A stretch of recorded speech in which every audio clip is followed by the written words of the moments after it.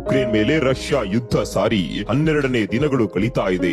Russia ದಾಳಿಗೆ Ukraine ಪ್ರತಿ ದಾಳಿ ನಡೆಸ್ತಾ ಇದ್ದು, ಎಲ್ಲಿ ನೋಡಿದ್ರು ಬಾಂಬ್, ಶೆಲ್, ಮಿಸೈಲ್ ಗಳ ದಾಳಿ ನಡೀತಾ ಇದೆ. ಅದರಲ್ಲೂ ಕೀವ್ನ ಹೊರವಲಯ, ಉಕ್ರೇನ್ನ ಉತ್ತರದಲ್ಲಿರುವ ಚೆರ್ನಿಹಿವ್, ದಕ್ಷಿಣದ ಮೈಕೋಲೈವ್, ಖಾರ್ಕಿವ್ ಗಳಲ್ಲಿ ಯುದ್ಧದ ತೀವ್ರತೆ ಹೆಚ್ಚಾಗಿದೆ. ಇನ್ನೊಂದೆಡೆ ಉಕ್ರೇನ್ ಮೇಲೆ ದಾಳಿ ನಡೆಸಿರುವ ರಷ್ಯಾದ ಕ್ರಮ ವಿರೋಧಿಸಿ ವಿವಿಧ ದೇಶಗಳು, ಕಂಪನಿಗಳು ಅದರ ಮೇಲಿನ ನಿರ್ಬಂಧವನ್ನ ಹೆಚ್ಚಿಸ್ತಾ ಇದೆ. ರಷ್ಯಾ ಮತ್ತು ಉಕ್ರೇನ್ ಮಧ್ಯೆ ಈಗಾಗಲೇ 2 ಸುತ್ತಿನ ಮಾತುಕತೆ ನಡೆದಿದ್ದು, ಅದು ಯಾವುದೇ ಪ್ರಯೋಜನಕ್ಕೆ ಬರ್ತಾ ಇಲ್ಲ. ಈ ಮಧ್ಯೆ ಇಂದು 2 ದೇಶಗಳ ಮಧ್ಯೆ 3ನೇ ಸುತ್ತಿನ ಮಾತುಕತೆ ನಡೆಯಲಿದೆ. ಇದೆಲ್ಲದರ ನಡುವೆ ಉಕ್ರೇನ್ನ 4 ನಗರಗಳಲ್ಲಿ ತಾತ್ಕಾಲಿಕ ಕದನ ವಿರಾಮವನ್ನ ರಷ್ಯಾ ಸೇನೆ ಘೋಷಣೆ ಮಾಡಿದೆ. ಉಕ್ರೇನ್ನ ರಾಜಧಾನಿ ಕೀವ್, ಖಾರ್ಕಿವ್, ಸುಮಿ ನಗರ, ಮರಿಯುಪೋಲ್ ನಲ್ಲಿ ತಾತ್ಕಾಲಿಕ ಕದನ ವಿರಾಮ ಘೋಷಣೆ ಮಾಡಲಾಗಿದೆ. ಭಾರತೀಯ ಕಾಲಮಾನ ಮಧ್ಯಾಹ್ನ 12:30ರಿಂದ ತಾತ್ಕಾಲಿಕ ಕದನ ವಿರಾಮ ಘೋಷಣೆ ಮಾಡಲಾಗಿದೆ.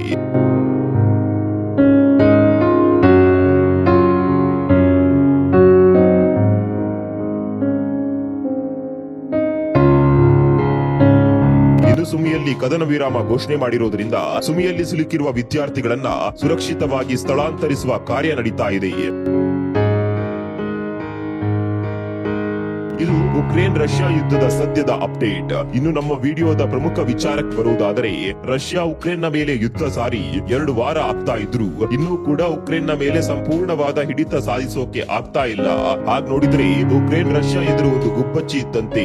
ರಷ್ಯಾ ಸೇನಾ ಶಕ್ತಿಗೂ ಉಕ್ರೇನ್ನ ಸೇನೆಗೂ ಅಜಗಜಾಂತರ ವ್ಯತ್ಯಾಸ ಇದೆ. ರಷ್ಯಾದ ಎದುರು ಉಕ್ರೇನ್ ಒಂದು ಸೊಳ್ಳೆಯಷ್ಟು ಕೂಡ ಇಲ್ಲ. ಸ್ನೇಹಿತರೆ, ನಿಮ್ಗೆಲ್ಲ ಗೊತ್ತಿದೆ, ರಷ್ಯಾ ಈ ಜಗತ್ತಿನಲ್ಲೇ ಬಲಿಷ್ಠ ಸೇನೆಗಳನ್ನ ಹೊಂದಿರುವ ದೇಶಗಳಲ್ಲಿ ಒಂದು.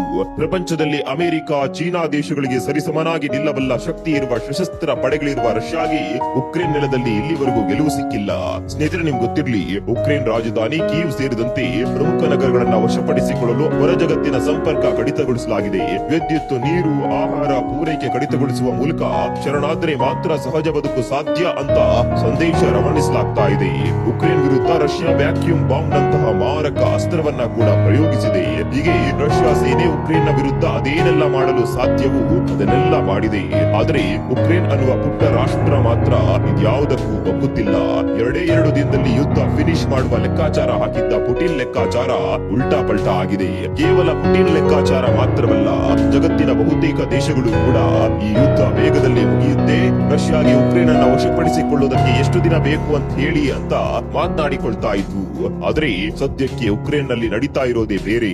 ರಣಕ್ರೂರಿ ಹಿಟ್ಲರ್ನ ನಾಜಿ ಸೇನೆಯನ್ನ ಮಣಿಸಿ ಜರ್ಮನ್ ರಾಜಧಾನಿ ಬರ್ಲಿನ್ ಗೆದ್ದ ನಂತರ ವಿಶ್ವದ ಅತಿ ದೊಡ್ಡ ಸೇನಾ ಶಕ್ತಿ ಮೆರೆದಿದ್ದ ಸೋವಿಯತ್ ರಷ್ಯಾಗೆ ಉಕ್ರೇನ್ ನಂತಹ ಅಷ್ಟೇನು ಪ್ರಬಲವಲ್ಲದ ದೇಶದಲ್ಲಿ ನಿರೀಕ್ಷಿತ ಮುನ್ನಡೆ ಸಾಧ್ಯವಾಗ್ತಾ ಇಲ್ಲ. ಯಾಕೆ ರಷ್ಯಾಗೆ ಈ ರೀತಿ ಹಿನ್ನಡೆಯಾಗಿದೆ ಅಂತ ಕೇಳಿದ್ರೆ ಉತ್ತರ ರಷ್ಯಾದ ಸೈನಿಕರತ್ತ ಬೊಟ್ಟು ಮಾಡುತ್ತೆ. ಸ್ನೇಹಿತರೆ, ನಿಮ್ಗೆ ಗೊತ್ತಿರಲಿ, ರಷ್ಯಾ ಮತ್ತು ಉಕ್ರೇನ್ ಅಣ್ಣ ತಮ್ಮಂದಿರಂತೆ ಇದ್ದ ದೇಶಗಳು. ಒಂದು ಕಾಲದಲ್ಲಿ ಉಕ್ರೇನ್ ರಷ್ಯಾದ ಜೊತೆಗಿತ್ತು. ಇವತ್ತು ಬೇರೆ ಬೇರೆ ದೇಶಗಳಾಗಿದ್ರು ಉಕ್ರೇನ್ನ ಜನರು ರಷ್ಯಾದ ಜನರನ್ನ ತುಂಬಾನೇ ಇಷ್ಟಪಡ್ತಾರೆ. ಅವರೆಲ್ಲ ಆಡಿ ಬೆಳೆದಿದ್ದು ರಷ್ಯಾ ದೇಶದಲ್ಲಿ. ಈಗಲೂ ಕೂಡ ಉಕ್ರೇನ್ ನಲ್ಲಿ ಅರ್ಧಕ್ಕಿಂತಲೂ ಹೆಚ್ಚು ಜನ ರಷ್ಯಾ ಭಾಷೆಯನ್ನೇ ಮಾತನಾಡ್ತಾರೆ. ರಷ್ಯಾದ ಜನರಿಗೂ ಅಷ್ಟೇ ಉಕ್ರೇನ್ನ ಜನರು ಅಂದ್ರೆ ಅಷ್ಟೇ ಪ್ರೀತಿ ಇದೆ. ಉಕ್ರೇನಿಯನ್ನರು ನಮ್ಮವರು ಅನ್ನುವ ಭಾವನೆ ರಷ್ಯಾದ ಜನರಲ್ಲಿದೆ. ಇದೇ ಬಾಂಧವ್ಯ ಈಗ ಯುದ್ಧ ಭೂಮಿಯಲ್ಲಿ ಅಡ್ಡ ಬರ್ತಾ ಇದೆ. ಉಕ್ರೇನ್ ನಾಗರಿಕರನ್ನ ಕೊಲ್ಲುವಷ್ಟು ಅಥವಾ ಉಕ್ರೇನ್ ಸೈನಿಕರನ್ನ ದ್ವೇಷಿಸಲು ರಷ್ಯಾದ ಸೈನಿಕರಿಗೆ ಆಗ್ತಾ ಇಲ್ಲ. ಅಣ್ಣ ತಮ್ಮಂದಿರಂತೆ ಇದ್ದವರು ಯುದ್ಧದ ಅಖಾಡದಲ್ಲಿ ಎದುರಾಳಿಗಳಾದರೆ ಅದೆಂತಹ ಪರಿಸ್ಥಿತಿ ನಿರ್ಮಾಣವಾಗುತ್ತೆ ಅಂತ ನಮ್ಮ ಮಹಾಭಾರತ ಜಗತ್ತಿಗೆ ತೋರಿಸಿದೆ.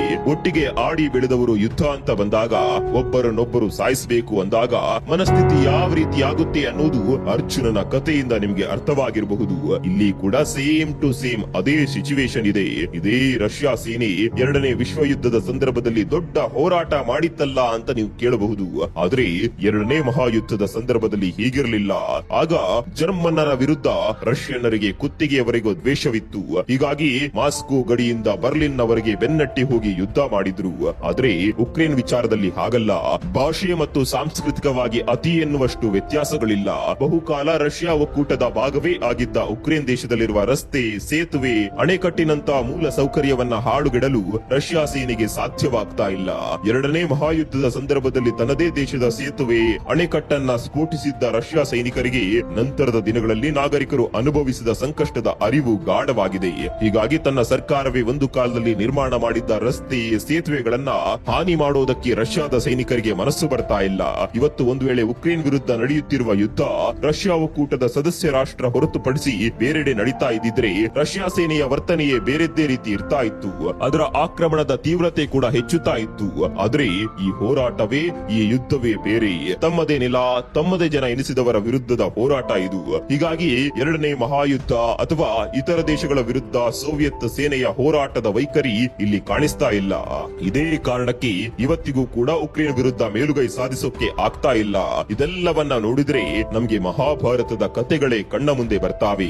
ಸದ್ಯಕ್ಕೆ ಉಕ್ರೇನ್ ರಾಜಧಾನಿ ಕೀವ್ಗೆ ದಾಂಗುಡಿ ಇಟ್ಟಿರುವ ರಷ್ಯಾ ಸೇನೆ ಕೀವ್ಗೆ ಹೋಗುವ ರಸ್ತೆಯಲ್ಲಿ ತನ್ನ ಮಿಲಿಟರಿ ವಾಹನಗಳನ್ನ ಸಾಲಾಗಿ ನಿಲ್ಲಿಸಿದೆ. ಉಪಗ್ರಹ ಚಿತ್ರಗಳಲ್ಲಿ ಮಿಲಿಟರಿ ವಾಹನಗಳ ಸಾಲನ್ನ ನೀವು ನೋಡಬಹುದು. ಅರೆ, ಯಾಕೆ ಈ ರೀತಿ ನಿಲ್ಲಿಸಿದ್ದಾರೆ, ಮುಂದೆ ಹೋಗಬಹುದಲ್ವಾ ಅಂತ ನೀವು ಕೇಳಬಹುದು. ಸ್ನೇಹಿತರೆ, ನಿಮ್ಗೆ ಗೊತ್ತಿರಲಿ, ಯುದ್ಧ ಅನ್ನೋದು ನಾವು ನೀವು ಅಂದುಕೊಂಡಂತೆ ಆಗೋದಿಲ್ಲ. ಒಂದ್ಸಲ ವಾಹನಕ್ಕೆ ಇಂಧನ ತುಂಬಿಸಿದ್ರೆ ಅದು ಇಂತಿಷ್ಟೇ ದೂರ ಹೋಗುತ್ತೆ ಅಂತ ಇರುತ್ತೆ. ಇಲ್ಲಿ ಕೂಡ ರಷ್ಯಾದ ಮಿಲಿಟರಿ ವಾಹನಗಳ ಇಂಧನ ಖಾಲಿಯಾಗಿದೆ. ಹೀಗಾಗಿ ಇಂಧನ ಕೊರತೆಯಿಂದ ಹಲವು ವಾಹನಗಳು ಅಲ್ಲಲ್ಲೇ ನಿಂತುಕೊಂಡು ಬಿಟ್ಟಿದೆ. ಇಲ್ಲಿ ಒಂದು ವಿಶೇಷ ಸಂದರ್ಭ ಬಂದಿದೆ. ಹೀಗೆ ವಾಹನಗಳನ್ನ ನಿಲ್ಲಿಸಿರುವ ರಷ್ಯಾ ಸೈನಿಕರು ಅಕ್ಕಪಕ್ಕದ ಮನೆಗಳು ಮತ್ತು ಅಂಗಡಿಗಳಲ್ಲಿ ಆಹಾರವನ್ನ ಕೇಳಿ ಪಡೆದುಕೊಳ್ತಾ ಇದ್ದಾರೆ, ಆದ್ರೆ ಕಿತ್ತುಕೊಳ್ತಾ ಇಲ್ಲ. ಎಂತಹ ಸನ್ನಿವೇಶ ನೋಡಿ. ಯಾರ ವಿರುದ್ಧ ಹೋರಾಡಲು ಬಂದಿದ್ದಾರೋ ಅವರ ಮನೆ ಬಳಿಯೇ ಊಟ ಕೇಳಿ ಮಾಡ್ತಾ ಇದ್ದಾರೆ. ಅಂದ್ರೆ ರಷ್ಯಾ ಸೈನಿಕರಿಗೆ ಉಕ್ರೇನ್ ಜನರ ಮೇಲೆ ದ್ವೇಷ ಇದೆ ಅಂತ ನಿಮ್ಗೆ ಅನ್ಸುತ್ತಾ? ಉಕ್ರೇನಿಯನ್ನರಿಗೆ ರಷ್ಯಾ ಸೈನಿಕರ ಮೇಲೆ ದ್ವೇಷ ಇದೆ ಅಂತ ನಿಮ್ಗೆ ಅನ್ಸುತ್ತಾ? ಇದರ ಜೊತೆಗೆ ರಷ್ಯಾಗೆ ಉಕ್ರೇನ್ ಯುದ್ಧ ಭೂಮಿಯಲ್ಲಿ ಹಲವಾರು ಸಮಸ್ಯೆಗಳು ಇದೆ. ರಷ್ಯಾ ಸೇನೆಗೆ ರೈಲ್ವೆ ವ್ಯವಸ್ಥೆಯ ಸೌಕರ್ಯ ದೊರೆಯುತ್ತಿಲ್ಲ. ಸೋವಿಯತ್ ಒಕ್ಕೂಟ ಜೀವಂತವಿದ್ದ ಕಾಲದಿಂದಲೂ ರಷ್ಯಾದ ಸಶಸ್ತ್ರ ಪಡೆಗಳು ರೈಲಿನ ಮೇಲೆ ಅತಿಯಾಗಿ ಅವಲಂಬಿತವಾಗಿದ್ವು. ಯುದ್ಧ ಭೂಮಿಗೆ ನೀರು ಮತ್ತು ತೈಲ ಪೂರೈಕೆಗಾಗಿ ಪೈಪ್ ಲೈನ್ ಗಳನ್ನ ಕೂಡ ಅಲ್ಲಿನ ಇಂಜಿನಿಯರ್ಗಳು ಅಳವಡಿಸ್ತಾ ಇದ್ರು. ಆದರೆ ಉಕ್ರೇನ್ ನಲ್ಲಿ ಎಲ್ಲವನ್ನ ರಸ್ತೆಯ ಮಾರ್ಗವಾಗಿಯೇ ಸಾಗಿಸಬೇಕಿದೆ. ರಷ್ಯಾ ಸೇನೆಯ ಬಳಿ ಅಗತ್ಯ ಪ್ರಮಾಣದ ಟ್ರಕ್ಗಳು ಇಲ್ಲ. ಹೀಗಾಗಿ ನಿರೀಕ್ಷಿತ ವೇಗದಲ್ಲಿ ಯುದ್ಧೋಪಕರಣಗಳನ್ನ ಸಮರ ಭೂಮಿಗೆ ಸಾಗಿಸಲು ಸಾಧ್ಯವಾಗ್ತಾ ಇಲ್ಲ. ರಷ್ಯಾಗೆ ರೈಲ್ವೆ ವ್ಯವಸ್ಥೆಯ ಲಾಭ ದಕ್ಕದಿರಲು ಏನೆಲ್ಲ ಮಾಡಬೇಕು ಅದೆಲ್ಲವನ್ನ ಬಹಳ ಹಿಂದೆಯೇ ಉಕ್ರೇನ್ ಮಾಡಿ ಮುಗಿಸಿದೆ. ಇದರ ನಡುವೆ ನಿಮ್ಗಿಲ್ಲಿ ಒಂದು ವಿಚಾರ ಗೊತ್ತಿರಬೇಕು. ಉಕ್ರೇನ್ ನಲ್ಲಿರುವ ರಷ್ಯಾದ ಕಮಾಂಡರ್ಗಳು ಮನಸ್ಸು ಮಾಡಿದ್ರೆ ಶೀಘ್ರದಲ್ಲಿ ಪ್ರತಿತಂತ್ರ ಹೆಣೆಯುವುದು ಕಷ್ಟವಲ್ಲ. ಪುಟಿನ್ ಆಡಳಿತದಲ್ಲಿ ಸೇನೆಗೆ ಅಷ್ಟು ಸ್ವಾತಂತ್ರ್ಯ ಕೂಡ ಇದೆ. ಆದ್ರೂ ಕೂಡ ಅವರು ಹಾಗೆ ಮಾಡ್ತಾ ಇಲ್ಲ. ಇದಕ್ಕೆ ಕಾರಣ ಮತ್ತದೇ ಸಹೋದರ ಬಾಂಧವ್ಯ. ಇದೆಲ್ಲದರ ನಡುವೆ ಉಕ್ರೇನ್ ಜನರ ವಿಶ್ವಾಸವನ್ನ ಕೂಡ ರಷ್ಯಾ ದಕ್ಕಿಸಿಕೊಂಡಿಲ್ಲ. ಹೀಗಾಗಿ ರಷ್ಯಾ ಸೇನೆಯ ಇಂಜಿನಿಯರ್ ಗಳಿಗೆ ಪೈಪ್ ಲೈನ್ ಗಳನ್ನ ಅಳವಡಿಸಲು ಸಾಧ್ಯವಾಗ್ತಾ ಇಲ್ಲ. ಯುದ್ಧ ನೆಲದಲ್ಲಿ ಪೈಪ್ ಲೈನ್ ಅಳವಡಿಸಿದ್ರೆ ಜನರ ವಿಶ್ವಾಸ ಇಲ್ಲದೆ ಇದ್ರೆ ಅವಕ್ಕೆ ಉಳಿಗಾಲ ಇರೋದಿಲ್ಲ. ಹೀಗಾಗಿ ಇಂಧನವನ್ನ ಟ್ಯಾಂಕರ್ ಗಳ ಮೂಲಕ ರಸ್ತೆ ಮಾರ್ಗದಲ್ಲೇ ಸಾಗಿಸಬೇಕಾಗಿದೆ. ವಾಹನಗಳ ಸಾಲಿನಲ್ಲಿ ಇರುವ ಟ್ಯಾಂಕರ್ ಗಳನ್ನ ಗುರಿಯಾಗಿಸಿ ನಾಶಪಡಿಸುವಂತೆ ಉಕ್ರೇನ್ನ ರಕ್ಷಣಾ ಇಲಾಖೆಯು ತನ್ನ ನಾಗರಿಕರಿಗೆ ಈಗಾಗಲೇ ಕರೆ ನೀಡಿದೆ. ಇದು ಕೂಡ ರಷ್ಯಾ ಸೇನೆಗೆ ದೊಡ್ಡ ಪೆಟ್ಟು ಕೊಡ್ತಾ ಇದೆ. ಇನ್ನು ಯುರೋಪ್ನ ಬೇರೆ ದೇಶಗಳಿಗೆ ಹೋಲಿಸಿದ್ರೆ ಉಕ್ರೇನ್ ಅತಿ ದೊಡ್ಡ ದೇಶ. ಇದು ವಿಸ್ತೀರ್ಣದಲ್ಲಿ ಫ್ರಾನ್ಸ್ಗಿಂತಲೂ ದೊಡ್ಡ ದೇಶ. ರಷ್ಯಾದಿಂದ ಬರುತ್ತಿರುವ ಸೇನೆಯು ಬ್ರಿಗೇಡ್ ವಾರು ವಾಹನ ಸಾಲಿನಲ್ಲಿ ಸಂಚರಿಸುತ್ತೆ. ಒಂದು ಬ್ರಿಗೇಡ್ ನಲ್ಲಿ ಸುಮಾರು 5,000 ಸೈನಿಕರು ಇರುತ್ತಾರೆ. ಅಂದ್ರೆ ಸುಮಾರು 4,000 ವಾಹನಗಳು ಇರುತ್ತವೆ. ರಷ್ಯಾ ಸೇನೆಯ ನಿಯಮದ ಪ್ರಕಾರ ಒಂದು ಸೇನಾ ವಾಹನದಿಂದ ಮತ್ತೊಂದು ಸೇನಾ ವಾಹನ 50 ಮೀಟರ್ ಅಂತರ ಕಾಯ್ದುಕೊಳ್ಳುತ್ತೆ. ಈ ಲೆಕ್ಕಾಚಾರದಲ್ಲಿ ಒಂದು ಬ್ರಿಗೇಡ್ ನ ವಾಹನ ಸಾಲು 20 ಕಿಲೋಮೀಟರ್ ನವರೆಗೂ ಇರುತ್ತೆ. ಇಂತಹ 4 ಬ್ರಿಗೇಡ್ಗಳು ಸೇರಿದ್ರೆ ಒಂದು ಡಿವಿಷನ್ ಅಂತ ಆಗುತ್ತೆ. ಯಾವುದೇ ಕಾರಣಕ್ಕೂ ಸೇನಾ ಟ್ರಕ್ ರಸ್ತೆ ಮಧ್ಯೆ ಕೆಟ್ಟು ನಿಂತರೆ ಅದರ ಹಿಂದಿನ ವಾಹನಗಳ ಸಾಲು ನಿಂತಲ್ಲೇ ನಿಲ್ಬೇಕಾಗುತ್ತೆ. ಇಲ್ಲಿ ಕೂಡ ಆಗಿರೋದು ಇದೆ. ಹಲವಾರು ಕಡೆ ರಷ್ಯಾದ ಸೇನಾ ವಾಹನಗಳು ಕೆಟ್ಟು ನಿಲ್ತಾ ಇವೆ. ಇದಕ್ಕೆ ಕಾರಣ ಚೀನಾದ ಗುಣಮಟ್ಟವಿಲ್ಲದ ಟೈರ್ಸ್. ಹೌದು, ಚೀನಾವನ್ನ ನಂಬಿಕೊಂಡು ರಷ್ಯಾದ ಸೇನಾ ವಾಹನಗಳಿಗೆ ಚೀನಾದಿಂದಲೇ ಟೈರ್ ಗಳನ್ನ ತರಿಸಲಾಗಿತ್ತು. ಆದರೆ ಯುದ್ಧ ಭೂಮಿಗೆ ಹೋದ ನಂತರ ಚೀನಾದ ಟೈರ್ ಗಳು ತುಂಬಾನೇ ಕಳಪೆಯಾಗಿದೆ ಅನ್ನೋದು ಗೊತ್ತಾಗಿದೆ. ಚೀನಾದ ಈ ಕಳಪೆ ಟೈರ್ ನಿಂದ ಹಲವಾರು ರಷ್ಯಾದ ಸೇನಾ ವಾಹನಗಳು ನಿಂತಲ್ಲೇ ನಿಂತಿದೆ. ಚೀನಾ ಪ್ರಾಡಕ್ಟ್ ಗಳು ಅಂದ್ರೆ ಅದೇ ರೀತಿ ಇರುತ್ತೆ ಅಂತ ರಷ್ಯಾಗೆ ಗೊತ್ತಿರಲಿಲ್ಲ ಅನ್ಸುತ್ತೆ. ಅದೇನೇ ಇರ್ಲಿ, ರಷ್ಯಾ ಅನ್ನುವ ಬಲಿಷ್ಠ ರಾಷ್ಟ್ರಕ್ಕೆ ಉಕ್ರೇನ್ ಅನ್ನುವ ಗುಬ್ಬಚ್ಚಿ ದೇಶವನ್ನ ಸೋಲಿಸಲು ಆಗ್ತಾ ಇಲ್ಲ. ಮುಂದೆ ಅದೇನೆಲ್ಲ ಆಗುತ್ತೆ ಅನ್ನೋದನ್ನ ಕಾದು ನೋಡಬೇಕಿದೆ.